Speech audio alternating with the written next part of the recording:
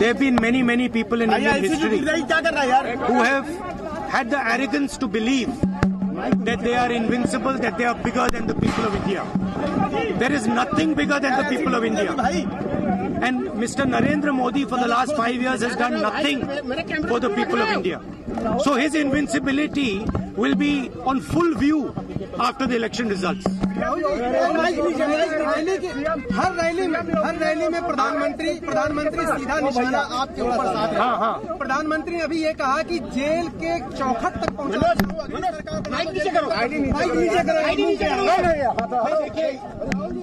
मेरा कहना है कि नरेंद्र मोदी मेरा सिर्फ एक जवाब दे, जो कार्रवाई मेरे ऊपर करने करो, कुछ फर्क नहीं पड़ता मुझे, मैंने कुछ नहीं किया।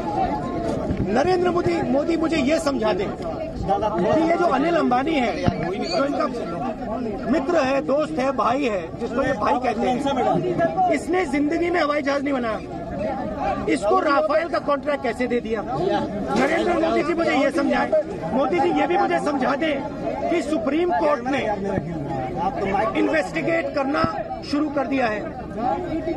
मोदी जी ये भी मुझे समझाएं कि फ्रांस के राष्ट्रपति ने ये क्यों बोला कि नरेंद्र मोदी ने, हिंदुस्तान के प्रधानमंत्री ने उन्हें कहा कि राफेल कॉन्ट्रैक्ट अनिल को मिलेगा। 1600 करोड़ रुपए का contract. Rahul ji Hindi, Rahul ji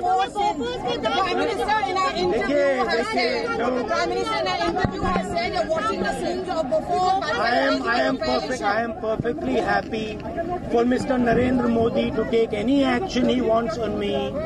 He is in charge right now. But I would also like Mr. Narendra Modi to answer 3 or 4 questions. Please answer why Anil Ambani was given 30,000 crores.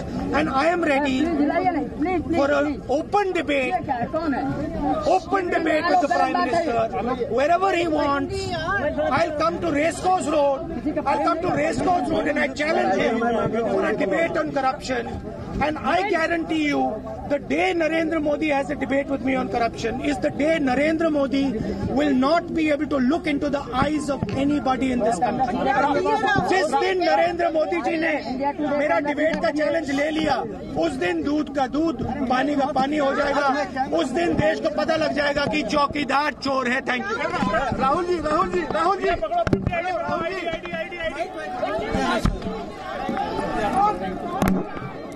तो राहुल गांधी ने एक बार फिर से प्रधानमंत्री मोदी पर हमला किया। उन्होंने कहा कि कुछ लोगों को घमंड है कि वो हार नहीं सकते हैं, तो उन लोगों को मैं आज ये मैसेज देना चाहता हूं। एक बार फिर से उन्हें कहा कि प्रधानमंत्री मोदी ने कहा कि आप तो खुद बेल पर हैं और तमाम मामले चल रहे हैं, तो उन्होंने कहा कि मैं खुली बहस की चुनौती देता हूं नरेंद्र मोदी को, और वो जो करना चाहते हैं मेरे साथ कर लीजिए। दोबारा वही रफाल का मुद्दा उठाया, सुप्रीम कोर्ट का हवाला दिया कि सुप्रीम कोर्ट जांच के लिए तैयार है।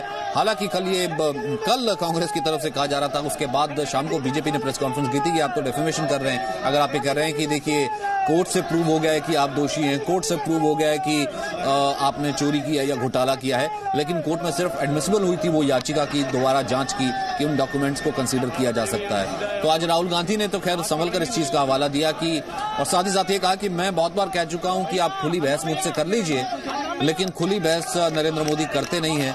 और यहां रफाल का ही उठा करके मुद्दा राहुल गांधी ने एक बार फिर मीडिया को एड्रेस किया और चले गए। राहुल गांधी इस वक्त हमने देखा कि कल नॉमिनेशन फाइल किया था, और ये तस्वीरें इस वक्त आप देख रहे हैं, ये स्मृति ईरानी का रोड शो अमेठी से चल रहा है।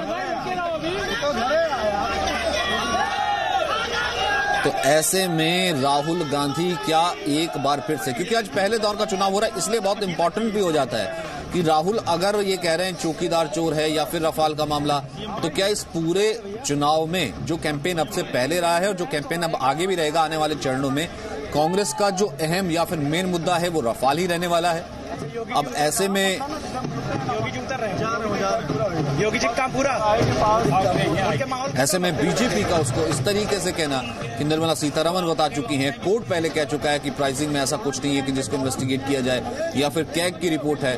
हालांकि उसको लगातार विपक्ष चैलेंज करता रहा है, लेकिन ये तो कम से कम मौजूद है कि ये मुद्दा राहुल कम से कम जीवित रखना चाहते हैं। वहीं अमेठी से स्मृति ईरानी, जो कि इस बार कड़ी टक्कर देने वाली राहुल गांधी को, नॉमिनेशन वो फाइल कर रही है, रोड शो चल रहा है, और स्मृति ईरानी का कहना था कि उन्हीं से घबरा करके और पिछले जो 35 दौरे उनके हैं और सिटिंग सांसद राहुल गांधी के 16 दौरे हैं सिर्फ, इस कारण से उन्हें अब वायनाड का रुख करना पड़ा है। दूसरी सीट, सेफ सीट, सुरक्षित सीट तलाशनी पड़ी है। तो अमेठी से तो स्मृति ईरानी का रोड शो, वहीं दूसरी तरफ रायबरेली से सोनिया गांधी भी पूरी तैयारी में। अब एक तरफ हेमा मालिनी में नजर आ रही हैं।